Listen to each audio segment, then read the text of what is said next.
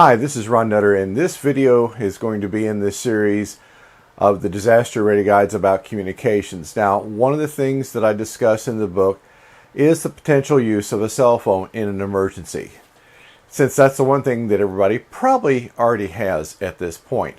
Should that be a part of your plans? Well, the best answer I can give you is it depends, and here's why. No two disasters are going to be the same. You have to anticipate, based on the magnitude of the disaster, that cell phone towers and land-based communications, such as your regular house phone, if you still have one that's hardwired, will be one of the first things to go. Even though the phone companies pretty much run on battery power, the batteries will only last so long without a recharge. Cell phone towers are, to an extent, limited to that same technology. The cell tower has to be wired to the carrier's data network, or if in remote areas it is possible that one cell tower can be configured to repeat or link off of the nearest available tower.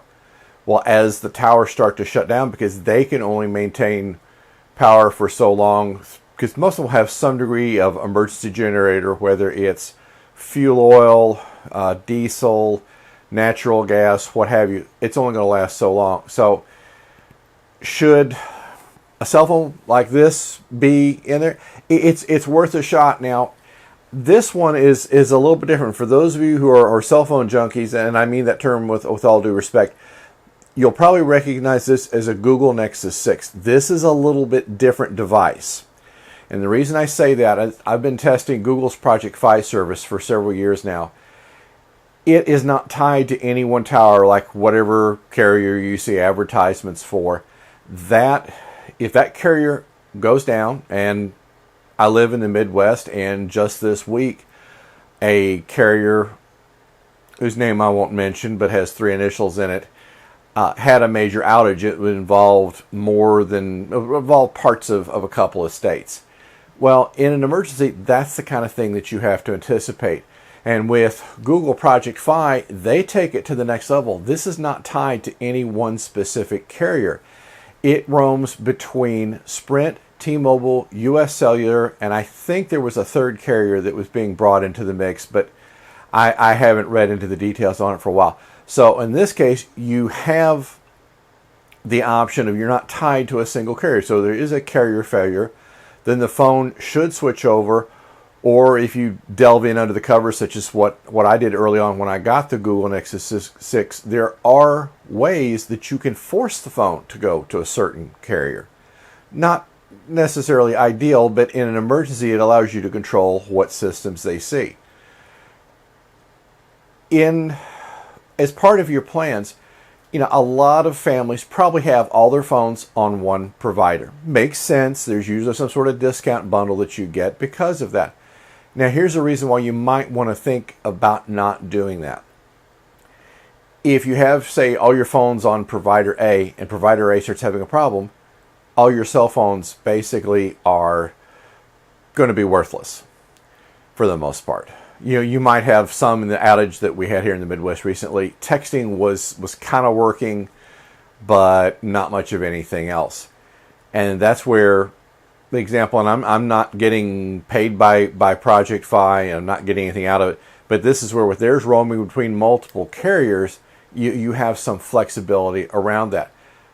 Cell phones should not be your only source of communications, but is at least an option. And we'll talk about in another video, there was, or still is rather, a company that has a device, and it was started because of what happened in New York on 9/11, that you have a small, looks like a bulky pen that you can carry with the phone. So if cell towers go out, there's a small 2-way VHF radio in there, and you can link to other people, so you can at least have texting going on. You might not be able to make phone calls. It was not intended for that, but you at least have that as an option. So I guess the takeaways are going to be, are cell phones part of your emergency plan? They can be, but they shouldn't be the whole thing in terms of communications. If you're going to use them, look at having at least one of the phones in the family on another carrier.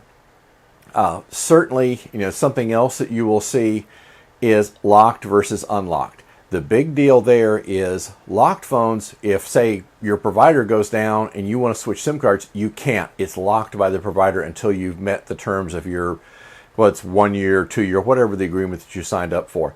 When I get phones, I have been buying unlocked. That way I can change carriers at will. It's just a matter of turning the phone off, changing the SIM card, powering up, and that's usually it, unless you're wanting to port your number. And then there's a little bit of a delay for that being done, but typically that's not that big of a deal. But the big thing there is unlocked phones give you some flexibility to change carriers on the fly if you would need to.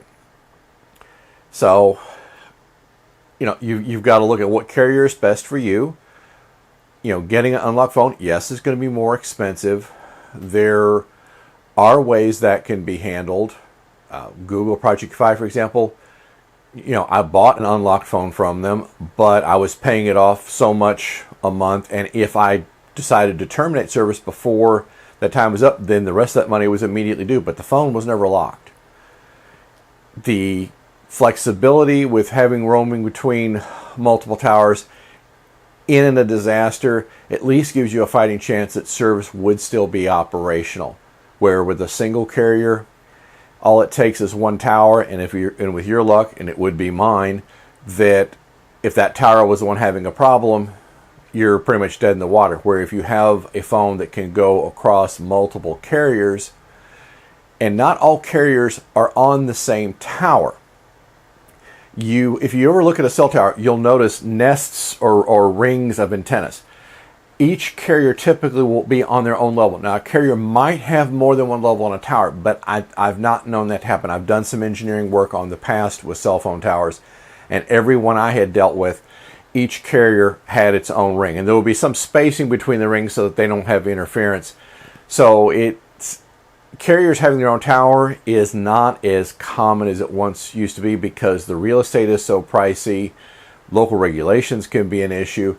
So if a tower gets damaged and goes down, multiple carriers may be involved. So I think you see where this is going. Cell phones may be an option, but they shouldn't be your only option. I'll be putting out more videos in the coming weeks and months on this. Anytime you have a question, please reach out to me. My books are on Amazon. I'll have them out in paperback hopefully here in the coming months as I make that conversion process. But anytime you have a question, please post in the YouTube forum where you're seeing these videos. I'll be glad to answer your questions, and who knows, your question might be a future video. Thank you very much for your time.